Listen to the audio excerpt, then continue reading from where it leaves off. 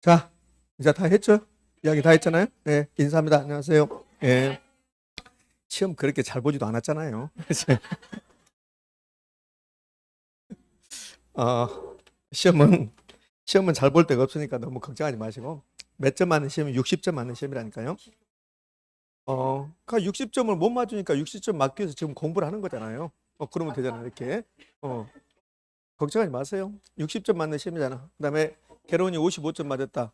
그럼 비진이 의사표시 한 문제 맞춰서 민법을 65점 맞으면 되잖아요. 네? 저는 매번 이야기하는데요. 다른 학원에서도 무권 대리에 비해서 거래사례 비교법 계산 문제가 훨씬 더 쉽다는 거. 네? 무권 대리는 얼마나 복잡해요. 근데 또 무권 대리 하지 마라 이건 아니지만 생각하시라고요. 아까 들어보니까 뭐 계산 문제 하나도 모르겠더라. 공부를 해야 알지. 안 했잖아요. 제 말 믿고 지금부터라도 하루에 한 문씩만 풀어봐요. 하루에 한 문제씩만 제발. 그러면 된가 안 된가? 된다니까요. 안 하면서 스트레스만 받아. 그렇습니까? 그지? 그러니까 나는 계산 문제 안 할란다. 그러면 아예 말을 하지 마. 말하지 말고 그냥 하지 마. 근데 계산 문제 안 하면서 계산 문제 때문에 못 해먹겠다. 계산 문제 때문에 못 해먹겠다. 아니 계산 문제 안 하려면서 왜 그래? 그잖아요. 그러니까 하루에 한 문제씩만 풀어보면 된다니까요. 그러면 될 건데 그건 안 했잖아요. 사람이 다 그래요. 저도 하루에 1km씩만 뛰어다녀서 뱃살은 이렇게 나오지 않았을 겁니다. 근데 그걸 못 하잖아. 사람은 그렇게 돼 있으니까 너무 걱정하지 말고 지금부터 열심히 하면 돼요. 아직도 시간은 많이 남았어요. 100일도 더 남았어요. 100일도. 우리 민족은 100일 남겨놓고 공부 안 하고 기도만 해도 합격이야. 그러잖아. 우리 민족 원래 100일 기도해버리면 되잖아요. 그러니까 여러분도 그렇게 하시라고. 자, 오늘부터 해서 이제 약 6주에 걸쳐서 기출 문제를 해볼 건데요. 오늘은 28회 때 기출 문제입니다. 그러니까 맞고 안 맞고가 중요한 게 아니라 어떻게 출제하고 있는가 그게 가장 중요하단 말이에요. 그게 맞고 안 맞고는 둘째 문제고 어떻게 출제하는가 어차피 이런 형태로 출제할 거니까. 자, 그러면 이제 볼 건데 자, 필요한 설명이 있으면 필요하게 설명을 많이 할 거고 그렇지 않으면 여러분이 다 할 것 같으면 빨리빨리 넘어가고 이렇게 할게요. 자, 봅시다. 1번 문제는 나오면 다 맞춰야 돼요. 여기 페이지 수는 여기는 이겁니다. 이거는 요약 정리집에 있는 내용의 페이지 수야. 그러면 1번 문제는 토지의 용어란 말이에요. 토지 용어는 최근 10년 동안 한 번도 안 빠지고 나왔어요. 그러니까 100% 나오고 요약 정리집 9페이지부터 해서 토지의 용어에 관해서 정리해 놨습니다. 그럼 토지 용어를 지금 제가 설명하고 그러면 여러분도 짜증나고 저도 짜증난단 말이에요. 그러니까 여러분이 그거 보셔도 되니까 1번 문제는 빨리 한번 가보도록 할게요. 1번 부지가 나왔습니다. 부지는 부지의 개념이 뭐였습니까? 부지는 토지의 용어 중에서 가장 포괄적 용어로서 어떤 것에 바탕이 들은 토지가 부지다. 그래서 모든 것은 어떤 토지든 간에 다 부지다. 부지는 도로 부지, 하천 부지와 같이 일정한 용도로 이용되는 토지를 말한다. OX, O 되나요? 그럼 토지 위에 건물이 있으면 건축물의 부지가 되는 거고 도로가 지나가면 도로 부지가 되는 거고 이게 이제 부지입니다. 부지의 개념은 그렇게 빈번하게 출제하지 않아요. 자, 부지하고 구별 대상이 택지죠. 택지. 그럼 부지하고 택지의 차이점은 택지는 토지에 주거용, 상업용, 공업용 건물이 있거나 건축 가능하다면 그것은 택지. 근데 부지는 건축 가능, 건축 불가능 안 따지고 모든 토지는 부지라고 한다. 토지에 철도가 지나가고 있습니다. 그러면 철도 부지 이렇게 하는 거죠. 자, 2번 선화지. 선화지는 여기에 우리 40년 시험 보면서 선화지는 3번 나왔습니다. 선화지, 고압선 아래의 토지, 또는 고압 전선 아래의 토지. 선화지 거래할 때 자주 선화지는 쉽게 팔립니까? 안 팔립니까? 안 팔려요. 그래서 거래 제한을 받는 경우가 많다. 잘 안 팔리니까. 그다음에 감정 평가할 때도 선화지는 일반 토지에 비해서 30% 정도 감가입니다. 감가. 이것은 이제 감가의 대상이 된다. 그러면 선화지의 개념은 고압선 아래의 토지 여기까지는 다 할 수 있단 말이에요. 예전에 어떤 모의고사에서 이렇게 냈더라고. 선화지는 고가도로 아래의 토지 이렇게 있더라고. 고가도로. 선화지 나오고 무슨 아래의 토지 그러면 다 옳은 거는 아니란 말이에요. 고압선 아래의 토지. 선화지란 고가도로 아래의 토지 이렇게 출제했단 말이에요. 실제 시험 말고 어떤 학원의 모의고사에서 그럼 틀린 말이야.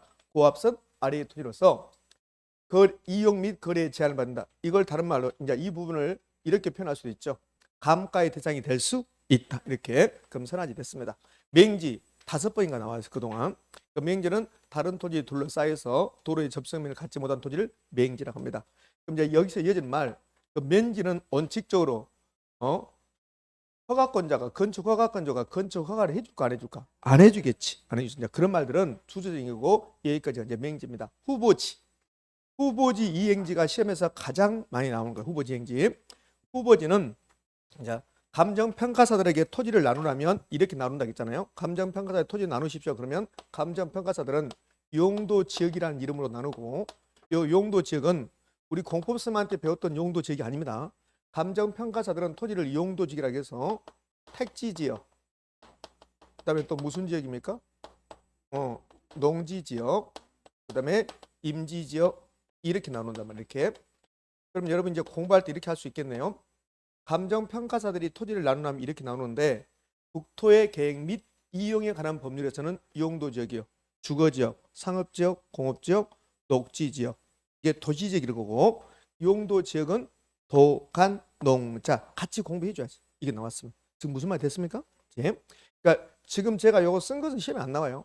감정평가사들에게 토지를 나누려면 택지지역, 농지지역, 임지지역 나눈다. 요건 안 나온다고. 근데 이게 세분되죠. 택지지역이 세분되면 어떻게 세분됩니까? 주, 상, 공 이렇게 주거지역, 상업지역, 공업지역 이렇게 세분된다. 아까 택지가 주거용, 상업용, 공업용 건물이 있거나 이용 가능하면 뭐라고? 택지라고 했어요. 그럼 택지 지역은 주거지, 상업지, 공업지 이렇게 나온다는 거예요. 농지 지역은요.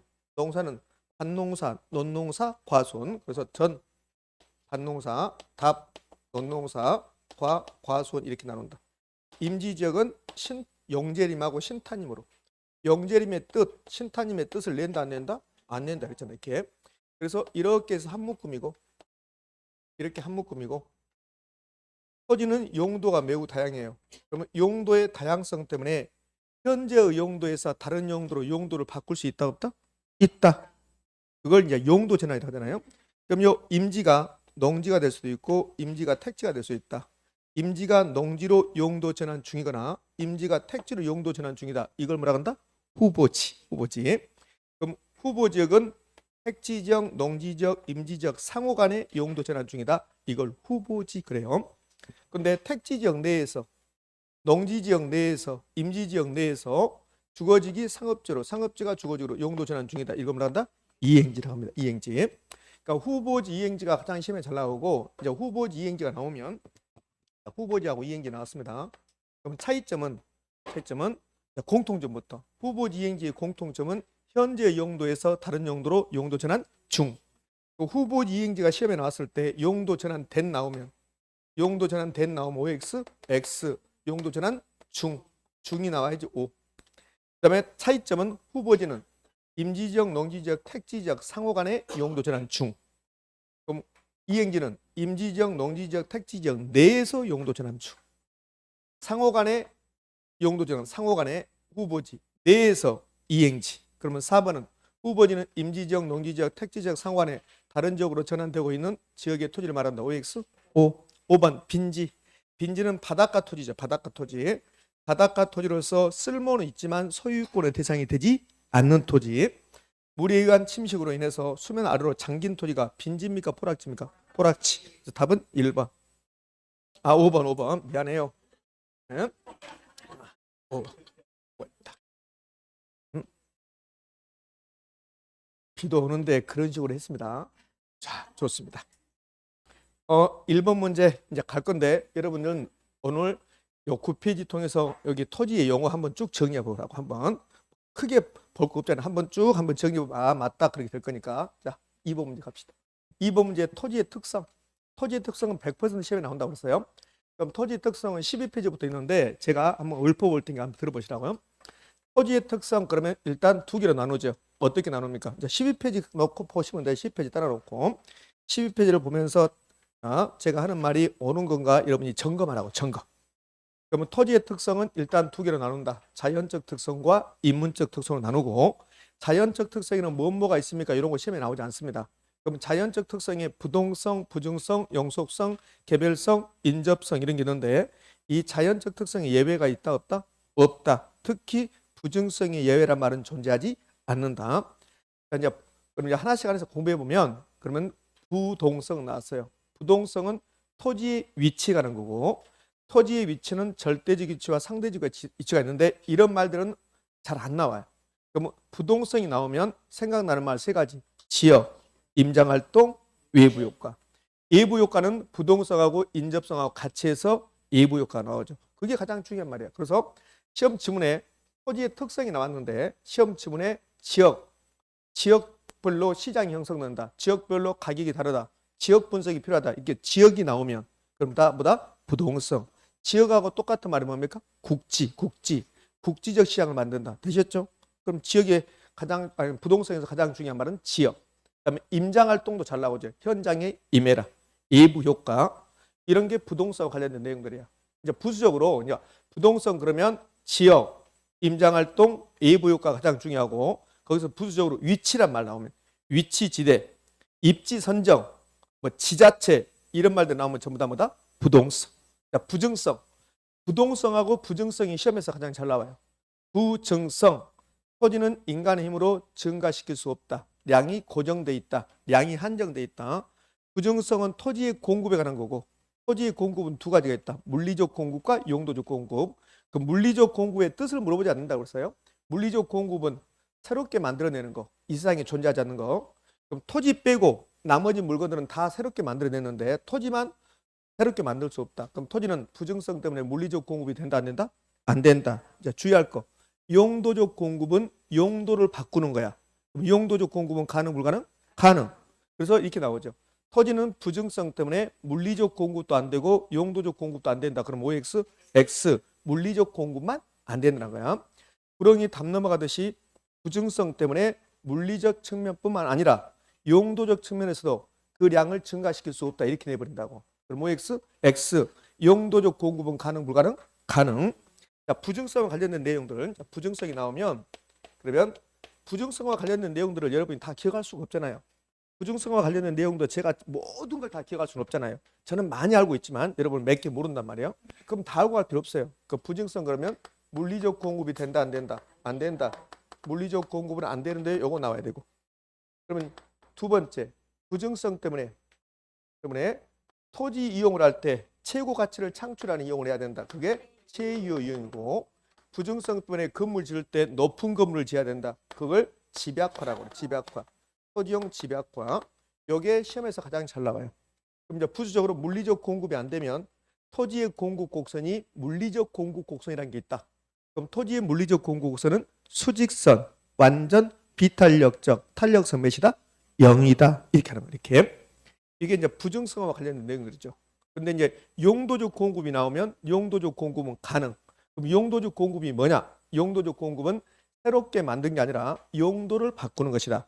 그러면 산지를, 농지를 택지로 개간하는 행위는 이거는 용도적 공급이지 물리적 공급이 아니다. 그럼 용도적 공급이 뭐냐? 용도 전환, 용도적 공급 가능, 용도의 다양성 때문에.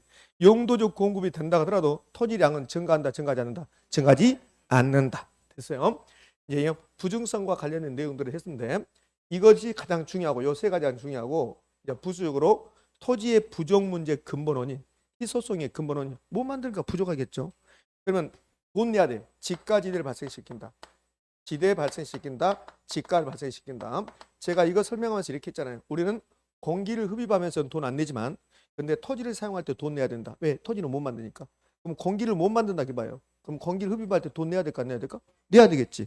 그래서 지가지대를 발생시키는 근본 원인은 토지가 갖는 무슨 특성? 부증성 때문에 그렇다. 되셨죠?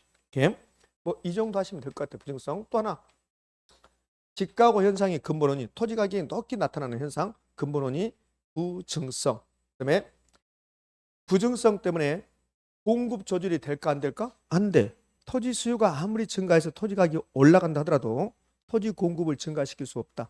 그럼 이 옷은 수요가 증가해서 가격이 올라가면 공급을 증가시킬 거고 수요가 감소하면 공급을 감소시킬 건데 토지는 공급 조절이 할 수가 없다. 그러면 부증성은 공급 조절을 곤란하게 만든다.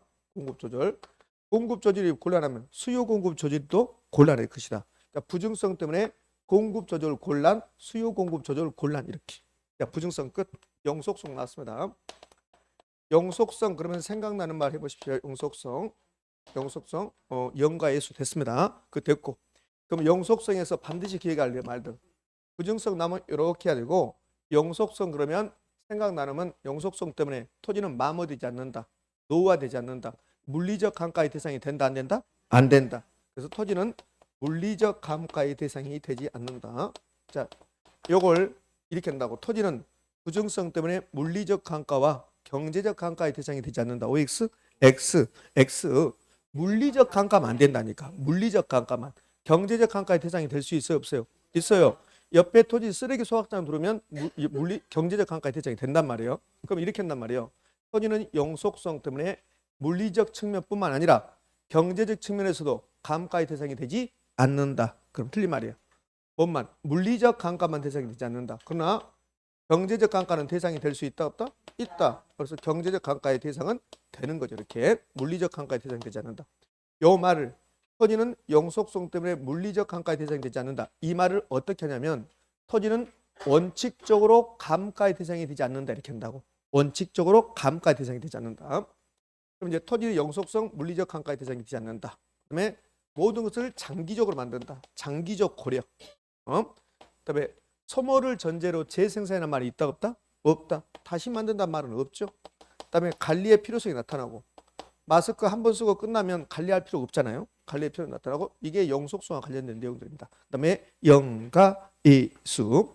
영속성 때문에 가치 보존력이 우수하다. 가치 보존력이 우수하면 장기 투자를 할 수 있을 것이다. 소득이득과 자본이득. 이게 영속성 관련된 거. 자, 개별성 갑시다.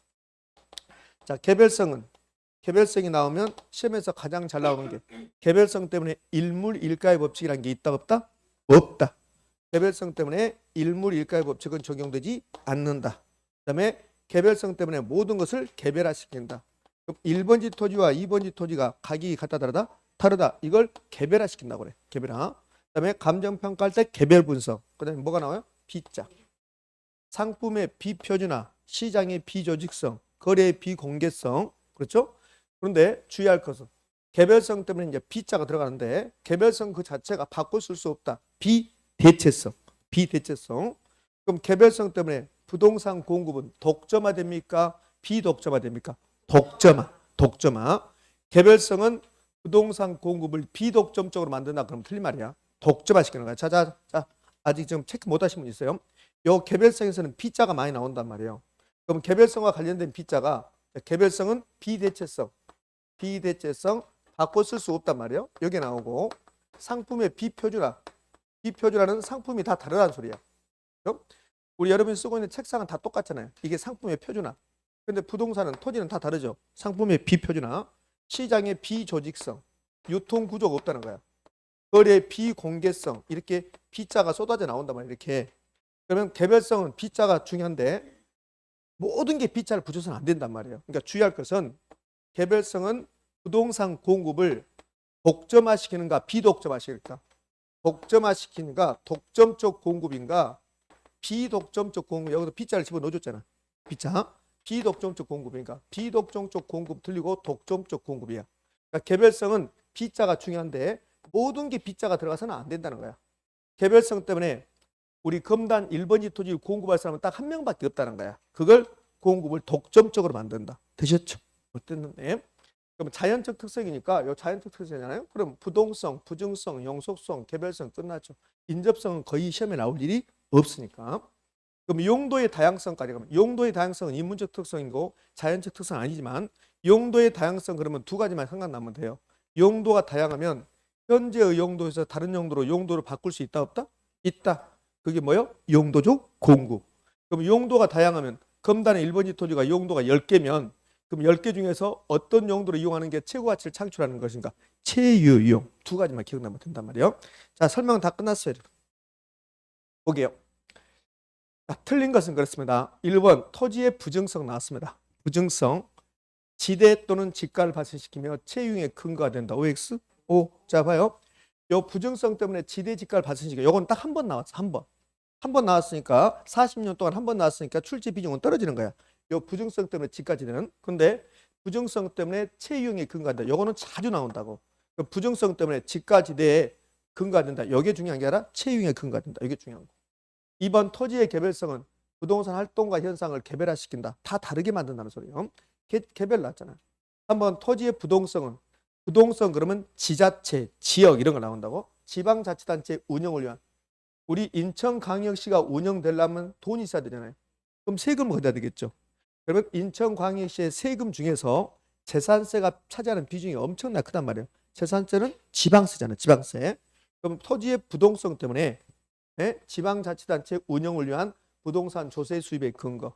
그러니까 인천에 있는 토지들은 못 움직이니까 인천에다 세금 내라 그 말이에요. 이게. 이게 좀 어렵죠. 지자체, 지역이잖아요. 지역. 그러니까 부동성이죠. 4번 토지의 영속성은 그럼 영속성 나오면 그러면 물리적 강가의 대상이 되지 않는다. 이제 주의할 것은 경제적 강가의 대상이 될 수는 있다. 모든 것을 장기적으로 만든다. 미래적으로 만든다. 장래 예측해야 된다. 그다음에 관리의 필요성. 소모를 전제로 재성자 말은 없다. 이런 것들이 영속성과 관련 중요한 내용이고 그다음에 영가예수 이렇게 수익을 가정하고 가치를 평가하는 직접 하는 여기에 수익하는법이에요. 수익하는법. 수익하는법. 자, 좀 더 깊은 내용 해볼게요. 이거 옳은 말입니다. 그러니까 요 4번은 영가예수를 낸 거야. 영가예수. 영속성, 가치정의, 예측원칙, 수익하는법. 그러니까 영속성이 수익하는법인데 수익하는법 중에서 직접하는법. 잘 들어봐요. 부수적인 설명할 거니까. 요 수익하는법 있죠. 수익하는법 속에는 여러 가지 방법이 있는 거야. 여러분들 공법, 내일 공법 보는데 공법은 하나의 법이 아니라 거기에 여러 가지 방법이 있죠. 마찬가지로 요 수익하는법 속에 여러 가지 방법이 있는데 그 여러 가지 방법 중에서 가장 대표적인 게 직접 하는 법이에요. 그러니까 수익하는 법 속에는 직접 하는 법이라는 게 있고 뭐 저당 지분하는 쓸 필요 없어요. 이건 밑에 쓸 필요 없습니다. 저당 지분하는 법이라는 것도 있고 할인 현금 흐름 분석법이라는 것도 있고 여러 가지 있단 말이에요. 근데 우리 시험은 요것만 돼. 요것만. 수익하는 법 공식 한번 써볼까요? 수익하는 법 공식. 수익하는 법 부동산 가격은 순수익을 뭘로 나눈 것이다. 한원율로 나눈 것이다. 이게 지금 수익하는법 공식이죠. 요 수익하는법 얘는 수익하는법 이렇게 많은 것 중에서 직접 하는 법이에요. 직접 하는 법. 그러니까 우리는 수익하는법이라고 배우는데 수익하는법 중에서 직접 하는 법만 배우는 거야. 나머지 것은 배우지 않고. 이해되셨죠? 그러면 요 직접 하는 법이 수익하는 법이라고. 그러면 영속성 때문에 수익하는 법, 직접 하는 법이 근거가 된다. OX? O. 이렇게 하는 것이 직접 하는 법이고 이거는 영속성 때문에 파생한 거야. 그러니까 이 자리에 직접 하는 법 자리에 수익하는 법이 들어가도 옳은 말인데 수익하는 법보다는 직접 하는 법이 들어간 게 더 적정하다고. 토지처럼 영원히 수익이 나온 것은 이렇게 하면 된다고. 이렇게 됐습니다. 그럼 이제 틀린 거 고르기는 다 맞았네요. 그럼 5번이 틀렸겠네. 토지의 부증성으로 인해서 이용 전환을 통한 토지의 용도적 공급을 더 이상 늘릴 수 없다. OX? X 답 몇 번입니까? 5번이고. 설명을 길게 했습니다. 답이 5번. 그러면 이제 여기 부증성은 토지는 부증성 때문에 물리적 공급을 더 이상 증가시킬 수 없다. 이렇게 나오면 오겠죠. 물리적 공급을 증가시킬 수 없다. 그러면 온데 용도적 공급을 더 이상 늘릴 수 없다. 그래서 틀린 겁니다. 답은 5번이고. 자, 이제요. 갑자기 이제 부동산 개발 나왔습니다. 최근에 시험의 형태는 여기 28회 때 우리가 시험 문제를 풀고 있는데 앞에서부터 나오는 게 아니라 이렇게 짬뽕 시켜놔요. 짬뽕. 그러니까 1번 문제가 갑자기 감정평가 이렇게 나오지 않아요. 1번 문제는 대부분이 아까 토지의 영어나 부동산의 특성, 부동산의 개념 이렇게 나올 건데 근데 3, 4번 지나고 5, 6번 지나면 갑자기 마케팅이 나오고 개발이 나오고 이렇게 한단 말이에요. 이렇게 그런 경향을 보여요. 이렇게. 그래서 부동산 개발의 위험이 나왔습니다. 그러면 위험은 127쪽에 참고하면 될 건데 위험은 불확실성. 그럼 이제 위험에서 공부했던 내용들 한번 생각해봐요. 위험은 불확실성이고 부동산 개발에 따른 위험은 오퍼드라는 사람이 세 가지가 있다고 했어요. 법 시비, 법에 시비 걸지 말아라 그랬잖아요. 그 법 시비가 있고 부동산 개발에 따른 위험은 개발업자가 통제할 수 있는 게 있고 통제할 수 없는 게 있다고 그랬어요. 그러면 통제할 수 없는 게 뭐냐고 물어봐요. 자, 여기 봐요. 부동산 개발에 따른 위험은 불확실성이다. 그러면 개발이 하루아침에 이루어집니까? 개발은 장기간 이루어져. 장기간 이루어지니까 불확실성이 나타난단 말이에요. 내가 우리 검단에도 원룸을 공급한다. 그런데 내년에 공급되는 거야. 그러면 1년 동안 검단의 원룸 시장이 불황으로 가버리면 그러면 내가 개발에 실패한단 말이에요. 이게 개발의 위험이란 말이에요. 위험. 그러면 부동산 개발은 장기간이 소요되기 때문에 여러 가지 위험에 노출되어 있다. O입니까? X입니까? O. 그게 우리 시험 지문이야. 근데 오포드란 사람은 부동산 개발에 따른 위험을 이렇게 세 가지 말한다고. 법적 위험이 있다. 시장 위험이 있다. 비용이 있다. 이걸 법시비라고 한다고. 요 법시비 개발했다는 용어 법시비가 있다. 이거 똑같은 지문을 최근 10년 동안 3번 냈단 말이에요. 예? 그러면 이 법시비 얘들은 통제할 수 있는 게 있고 통제할 수 없는 게 있는데 통제할 수 없는 것 대표적인 게 국가가 하는 것은 통제할 수가 없다. 인과 허가 등이 지연되고 있다. 매장 문화재가 출토되고 있다. 이렇게 되면 통제할 수 있다 없다? 없다. 그것도 똑같은 지문을 3번이나 출제했습니다. 자, 법적 위험은 법률적 불확실성인데 법적 위험은 2개로 나눌 수 있다. 사법적 측면의 위험과 공법적 측면의 위험으로 나눈다. 그럼 소유권 관계가 나오면 소유권 관계에서 나타나는 불확실성 이렇게 되면 사법입니까? 공법입니까? 사법. 그다음에 공법은 토지용 규제, 토지 이용 규제가 나오면 이는 그것은 공법. 그러니까 민법 시간에 들었던 것은 다 사법적이고 공법 시간에 들었던 것은 공법적이고 공법 선생님께서 토지용 규제가 어떻고 용도적이 어떻고 그러잖아요. 그럼 그것은 공법적 위험이고. 그럼 이러한 법적 위험을 최소화시키는 방법. 최소화시키자.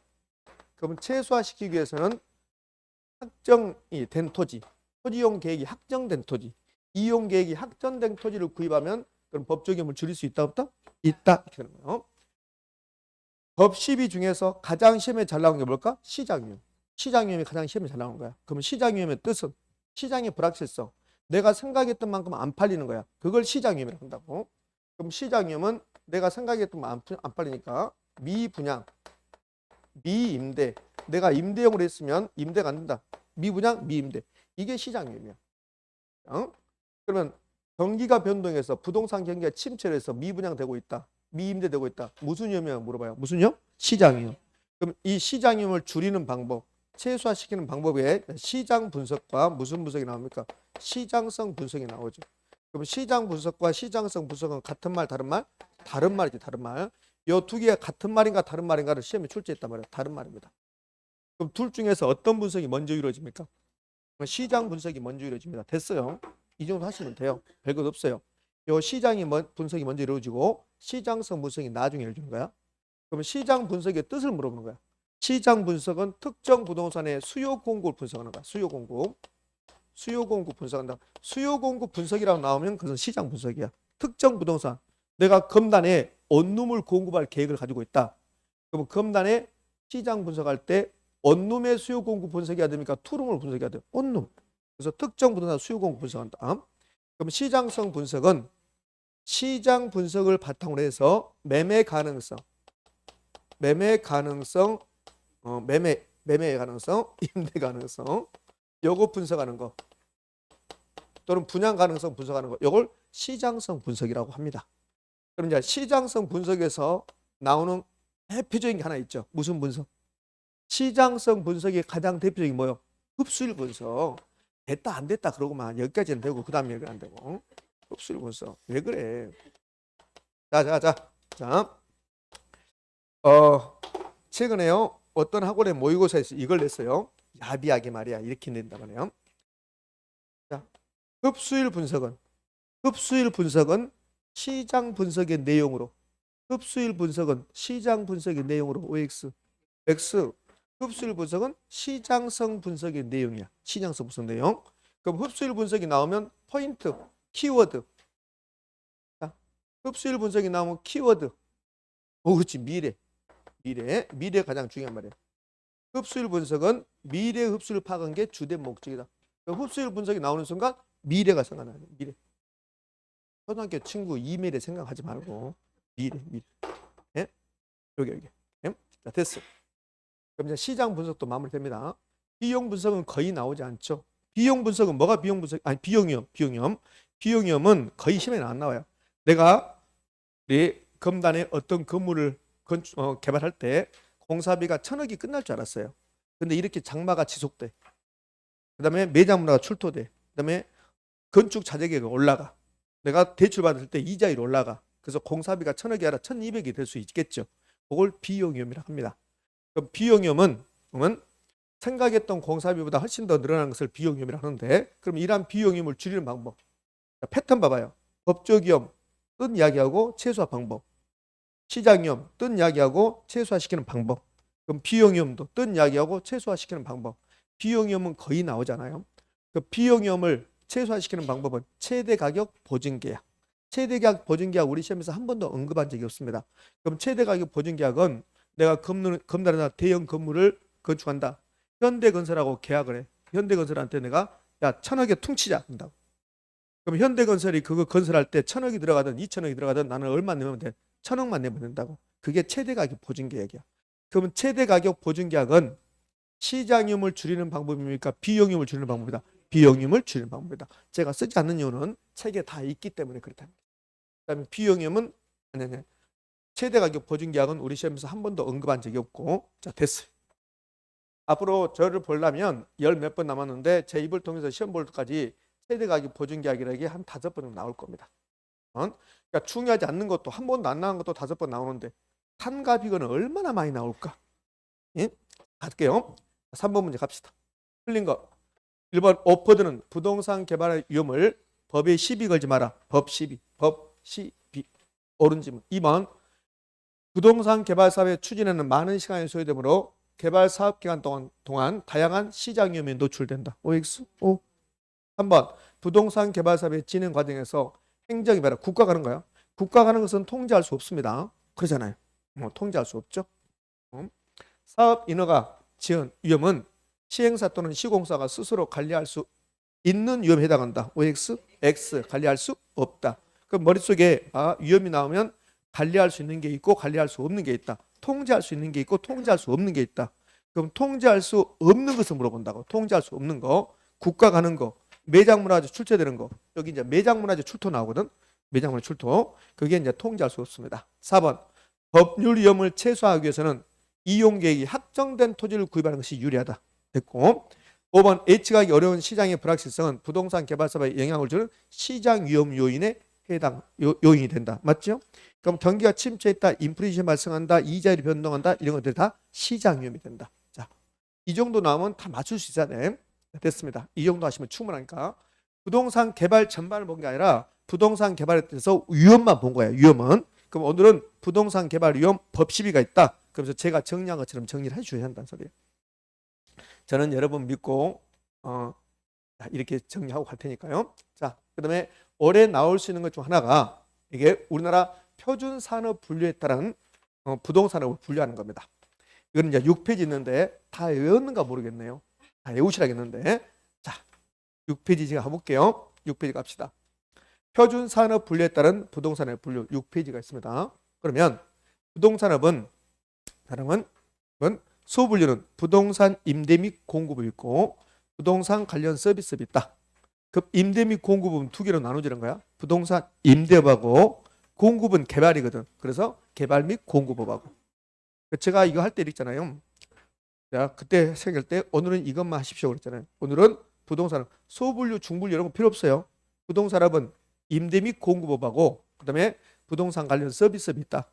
야, 오늘은 첫날은 이거 하고 그 다음날은 요거 하고 그 다음날 요거 3일이면 알았어. 3일이면 다 끝난다는 소리죠.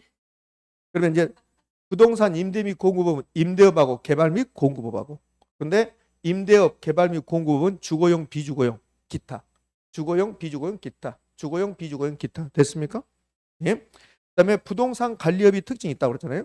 부동산 관리업은 기타가 있다 없다? 없다. 그다음에 부동산 중개 자문 및 감정 평가 이렇게 나왔어요. 요 관리라는 게 중개라는 게 감정 평가라는 게 공급하는 거 아니죠. 서비스 제공하는 거잖아요. 그러니까 서비스업. 부동산 관련해서 서비스업은 관리업, 중개 자문 및 감정 평가 이렇게잖아요.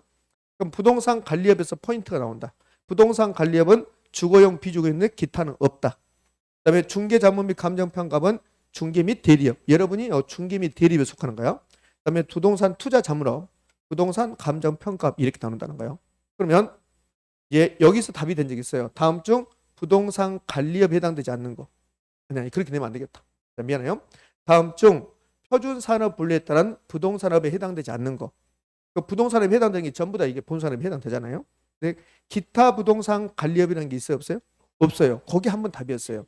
그러니까 관리업에는 기타 분산 관리업이 없다는 거 이거 하나 하고 그다음에 이렇게 냈잖아요. 또 이렇게 낸단 말이에요. 다음 중 부동산 관련 서비스업이 아닌 거. 그 부동산 관련 서비스업이 아닌 거 찾으라면 이걸 찾으면 돼요. 보고 되셨나요? 그렇게 요거는 이제 외우셔야 돼. 어쩔 수 없다고. 외우셔야 된다고. 자, 저는 여러분 외운 걸로 판단하고. 그러니까 요 문제가 자주 나오고 오래 나올 확률이 매우 높은데, 그러면 4번 문제 가봐요. 요 4번 문제는 약간 어려워요. 부동산 관리업 분류체계. 그러면 부동산 관리업 분류체계 봐봐요. 부동산 관리업 이렇게 있잖아요. 주거용, 비주거용 나오잖아요. 그럼 여기 이제 보면 또 여기 또 있다고 이렇게 뒤에. 야, 그럼 복잡해. 여기까지는 갈 필요 없는데. 근데 요 뒤에 것을 낸 거야. 출제자가 미친 거지. 응? 봐요. 자, 부동산 관리업은 여기다 이렇게 하지. 답을 주려면 기타 부동산 관리업 해야지 이렇게. 그게 답이잖아요. 여기 기타 부동산 관리업이에요. 여기. 주거용, 비주거 나왔잖아요. 그럼 사무실이 비주거용이라고. 비주거용. 사업시설, 요 아파트 관리업 뭘까? 주거용이고. 여기다가 사업시설 관리업 이렇게 줬잖아요. 요게 이제 기타 부동산 관리업 이렇게 들어갈 건데, 기타 부동산 관리업은 없잖아요. 요게 답이라고. 그럼 봐요. 부동산 관리업은 두 가지가 있잖아요. 자. 부동산 관리업은 두 가지가 있어요. 어떻게? 주거용, 비주거용. 그러면 주거용 부동산 관리업 대표적인 게 아파트 관리잖아요. 그죠? 그다음에 비주거용 이건 사무실 관리잖아요. 그러니까 사업시설 관리, 유지 관리 이런 것은 관리업에 해당되지 않는다는 거. 이거 좀 어렵겠네요, 이거는. 그러니까 이 문제는 봐요. 이거 봐봐요. 이 문제는 여기까지 우리가 배웠잖아요. 그럼 이 뒤에 세부 내용이 있다고. 그걸 낸 거야. 그거를 거기까지 내면 안 되지. 이 정도까지 내야 되니까. 자, 됐습니다. 이 정도가 나올 거니까 요거 외우시라고 이렇게. 그럼 4번이 됐고 이제 5번 갑니다. 5번은 부동산 시장에 관한 설명으로 틀린 거 그렇습니다. 그럼 부동산 시장 그러면 자, 우리가 부동산 시장론에서 배웠던 게 첫 번째 부동산 시장의 기능과 그다음에 특성, 두 번째 부동산 시장에서는 주택시장, 주택 여가 현상 주거 분리, 세 번째 효율적 시장. 여기까지가 부동산 시장론 전반부. 후반부로 가면 지대, 도시공간 구조, 입지 이렇게 배웠잖아요. 입지. 그럼 이제 5번 문제는 지금 부동산 시장에 관한 거 틀린 거 그렇습니다. 그럼 1번 중강성 효율적 시장. 이거는 이제 효율적 시장 물어보는 거야. 그럼 중강성 효율적 시장은 공포된 것이든 그렇지 않는 것이든 어떠한 정보도 이미 가치에 반영된 시장이다. OX, X. 중강성 효율적 시장은 과거의 정보와 현재의 정보만 반영되어 있는 거야. 그러면 공포된 것만 반영된 게 중강성이야. 그럼 공포된 것이든 그렇지 않은 것, 요 그렇지 않은 것이 미래 정보야. 그럼 공포된 것이든 공포되지 않는 것 모든 정보가 반영된 게 뭡니까? 강성이야. 강성. 그래서 1번이 틀렸다고. 예? 그러니까 답은 쉬워요. 그럼 1번이 답이고, 이제 여러분들은 이 1번 지문만 끝나면 안 되고, 강성 효율적, 아니, 효율적 시장이 나오면 약성, 중강성, 강성.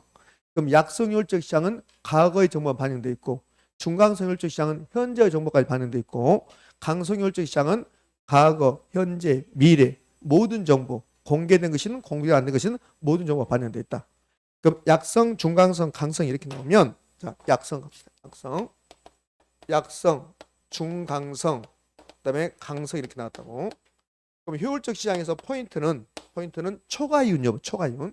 정상 이윤은 다 존재하고 정상 이윤은 그럼 이제 여기에 정보 반영된 정보, 반영 정보.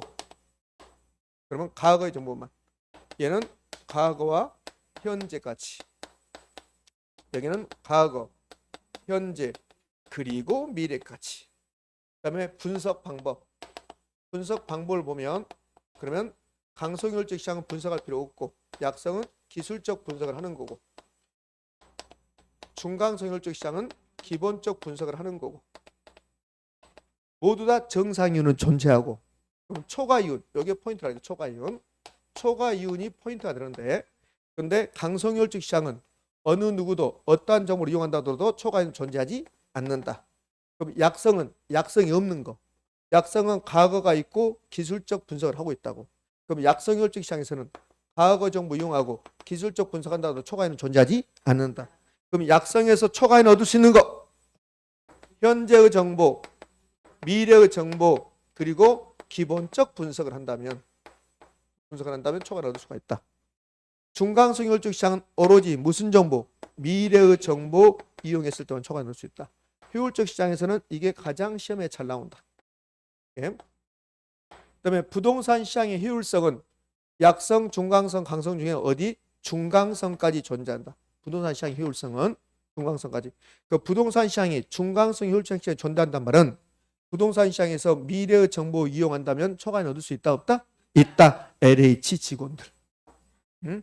그 말 취소. 여기 또 혹시 LH하고 관련된 분이 계실 수도 있으니까 그 취소합니다. 네. 자, 부동산 시장은 불안전하지만 할당률 시장이 될 수 있다 없다? 있다. 그럼 다 끝난 거예요. 효율주 시장은 다 끝난 거라고 이렇게. 자, 2번. 부동산 시장에서는 정보의 비대칭성은 가격 형성의 애곡을 초래할 수 있다. 사는 사람과 파는 사람이 정보가 달라. 그럼 이 건물에 심각한 문제점이 있다. 파는 사람은 알아. 사는 사람은 몰라. 그래서 가격이 애곡될 수 있다는 거야. 자, 봐봐요. 아무것도 아니야. 이렇게 해놓으니까 이렇게 학문적 용어를 해놓으니까 어렵지. 사실은 아무것도 아니라고. 제가 이 건물 주인이야. 여러분이 사러 왔어. 제가 매도인, 여러분 매수인. 이 건물에 심각한 문제점이 있다고. 그래서 저는 잘 알지만 여러분은 안다 모른다. 모른다. 선생 어떤 건 심각한 문제? 1층에 귀신 나. 그래서 이 건물에 심각한 문제점이 있는데 사는 사람과 파는 사람이 정보가 다르다고. 그럼 이게 정상적인 가격이 15억인데 제가 20억을 부른다고. 그러니까 매수인이 좀만 깎아주세요 그런다고. 그럼 1억 깎아줄게요. 그래서 19억이 거래돼.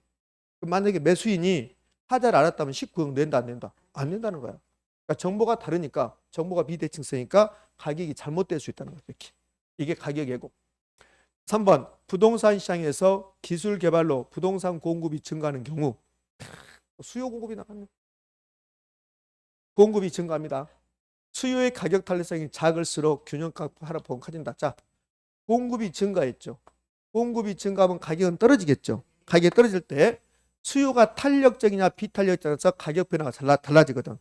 그럼 비탄력적일수록 가격 변화가 크다. B가 크다 기억납니까? 그거지 그거. B가 크다. 지금 무슨 말인지 전혀 감을 못 잡은 분이 계시는데 그런 식으로 하면 곤란해지는 겁니다. 자, 페이지 수를 제가 찾아볼게요. 몇 페이지로 가냐면 그러면 28쪽 가봐요.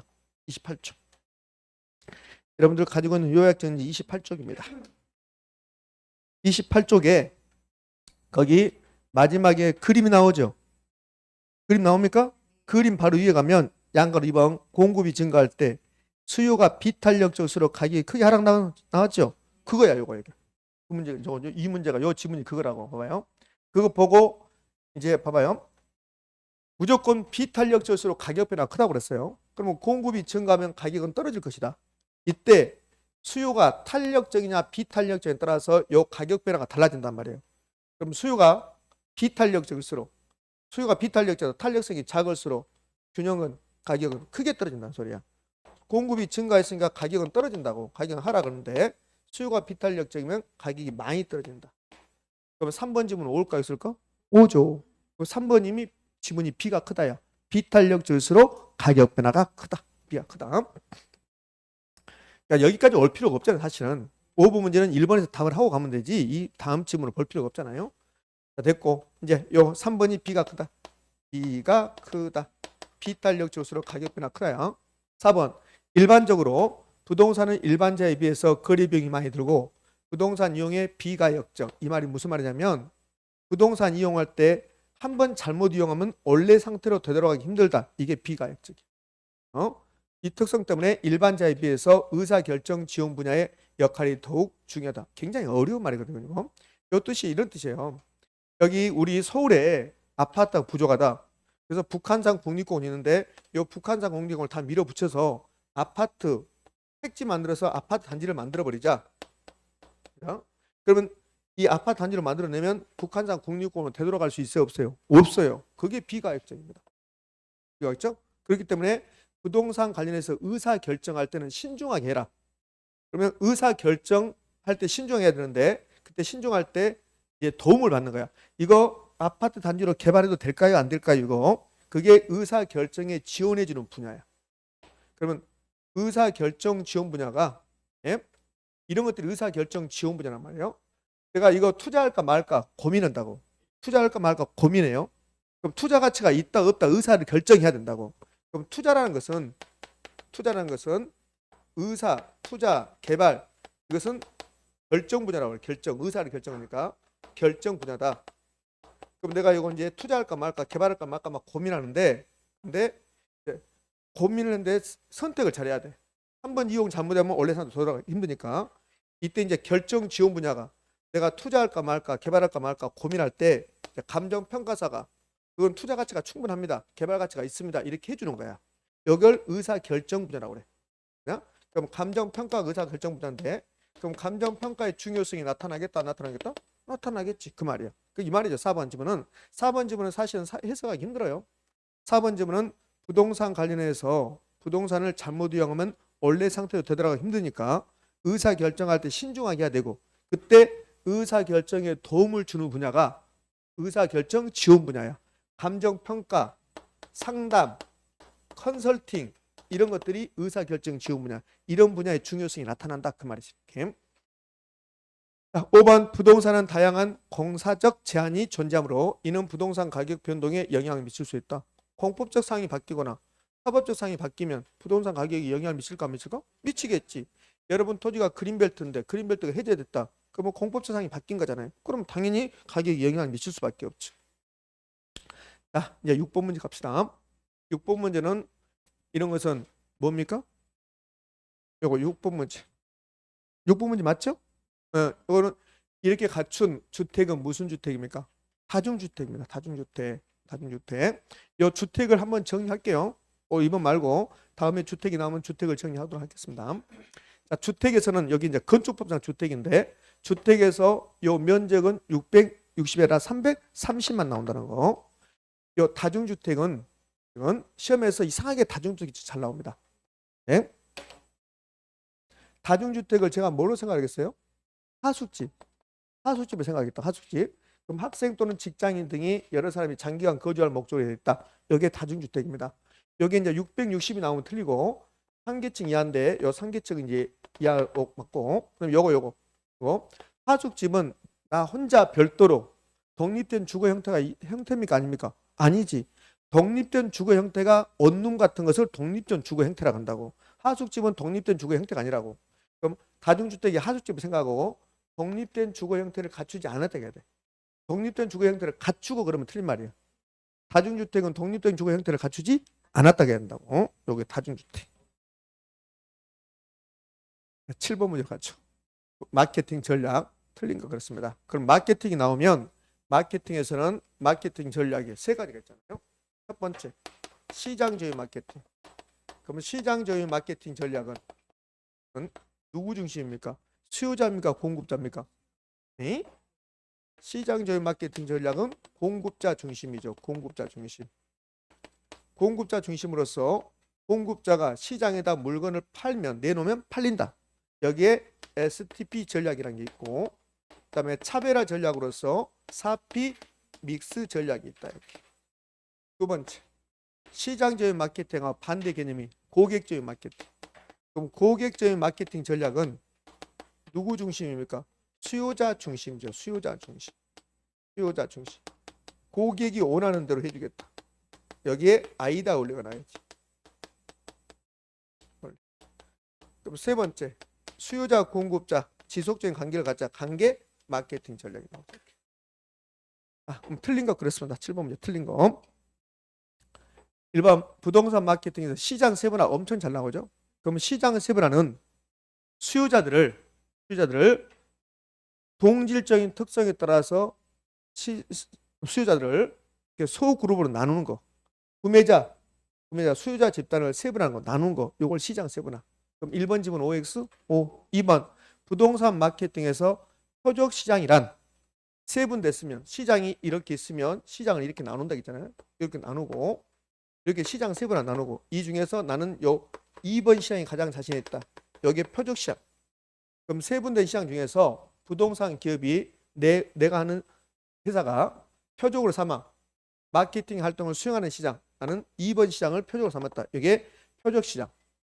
3번 마케팅 믹스는 4P 믹스를 말하는 거예요. 마케팅 목표의 효과적인 달성을 위해서 이용하는 마케팅 구성 요소인 4P. 4P가 여기 첫 번째가 뭐가나요? 요거요. 장소인가요? 제품, 가격, 요거 가지고 속인다고. 요거를 프로모션인데 여기다가 차별화를 줘준다고. 차별화. 요거 판매 촉진이죠. 요 판매 촉진 대에 다른 걸 내버리면 틀린 말이란 말이에요. 예? 포지셔닝을 넣는다든지 그러면 틀린 말. 그러니까 사피도 이렇게 4개 P가 있다는 거 반드시 기억하고. 자, 4번. 판매 촉진은 표적 시장의 반응을 빠르고 강하게 자극 유인하기 위한 전략을 말한다. 뭡니까? X입니까? O죠. O. 그러니까 판매 촉진은 어떻게 하면 소비자를 빨리 끌어들일 것인가. 그래서 가장 대표적인 게 경품 주는 거. 그게 판매 촉진. 5번 부동산 마케팅의 가격 전략. 그럼 4P 중에서 요 가격이 나오네. 가격. 그럼 가격 전략은 다른 회사하고 똑같게 받겠다. 시가 전략. 비싸게 받겠다. 고가 전략. 그다음에 싸게 받겠다. 저가 전략. 그러면 아파트 같은 아파트 단지인데 동별로 호수별로 다르게 받겠다. 그걸 신축 가격 전략 그래. 신축 가격 전략. 네. 신축 가격 전략 이렇게 나옵니다. 그러면 고가 전략은 우리 회사의 브랜드 가치가 높다. 그 지역의 주민들이 소득 수지 높다. 그러면 고가 전략. 우리 회사의 브랜드 가치가 낮다. 그다음에 빨리 팔고 나와야 되겠다. 그러면 저가 전략. 이렇게. 자, 그럼 보자고요. 5번 부동산 마케팅 가격 전략 중 빠른 자금 회수를 원하고 지역 구매자의 구매력이 낮은 경우는 고가 전략이 이용합니까? 저가 전략? 저가 전략. 싸게 받아야지. 싸게. 네? 그래서 답이 5번입니다. 자, 8번 문제까지 풀어보고 쉬었다 할게요. 좀 더 갔어야 되는데 8번 문제 풀어봅시다. 자, 8번 문제는 부동산 정책이네요. 정책. 그러면 기업 공공재 나왔습니다.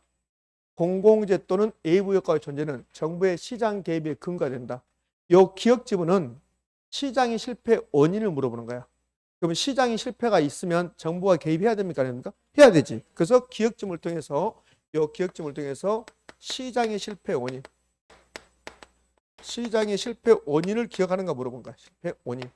그럼 시장의 실패 원인은 시장이 실패하면 정부가 개입해야 되죠. 정부의 개입의 근거가 되는 거야. 근거. 그럼 시장의 실패 원인을 지금부터 이제 쭉 여러분이 기억하고 있어야지. 문제만 푸는 게 아니라 지금 우리는 문제를 분석하고 있으니까.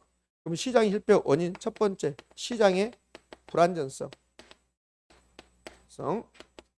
불안전 경쟁 시장. 불안전 경쟁 시장. 그 불안정 시장이 안 나오고 독점이 나오거나 독점이 대표적인 게 공급 독점이 나오거나 과점이 나오거나 이렇게 되면 시장이 실패. 두 번째 문제 규모 경제. 규모 경제가 다른 말로 비용 체감 산업. 그다음에 세 번째 공공재. 공공재를 다른 말로 이제 무임승차 그런가요? 무임승차. 그다음에 외부 효과. 외부 효과는 정예비효과 나오든 부예비효과 나오든 전부 다 외부 효과. 예. 다섯 번째 정보의 대칭성 비대칭성. 정보의 비대칭성. 자, 최소한 이 정도는 지금쯤은 기억하고 있어야 돼. 이제 이거 물어보는 거야. 이거. 그러면 이런 일이 있으면 정부가 개입한다 안 한다? 한다. 그게 기억 지문이야. 기억. 공공재 또는 외부 효과 전제는 정부의 시장 개입이 근거가 된다. 맞습니까? 그렇죠. 4번 아니 2번 니은 부예비효과 나왔습니다. 그 부예비효과는 연탄공장이야. 그럼 연탄공장 공해가 발생해. 그럼 연탄공장은 우리 사회가 부담할 비용을 사회적 비용을 증가 감소? 증가 감소시킨다. 말도 안 돼. 어떻게 뻔뻔스럽게 얘기할 수 있을까? 네. 우리 옳은 거 그런단 말이에요. 기억 옳은 말. 니은 틀렸고. 그럼 니은 통해서 부예비효과는 사회적 비용을 증가. 부예비효과 사회적 비용 증가. 디귿. 부동산 조세는 소득 재분 효과를 기대할 수 있다. 맞나요? 그렇지. 리을. 용도 지역은 토지를 경제적 효율적으로 이용하고 공공공이 증지를 도모하기 위해서 지정한다. 맞나요? 그렇지. 네. 그래서 기억, 디귿, 리을이 옳은 말이 되네요. 자, 굳이 따지자면 답은 몇 번인가요? 4번입니다. 4번. 그래요. 자, 9번 문제부터는 10분 쉬었다 할게요.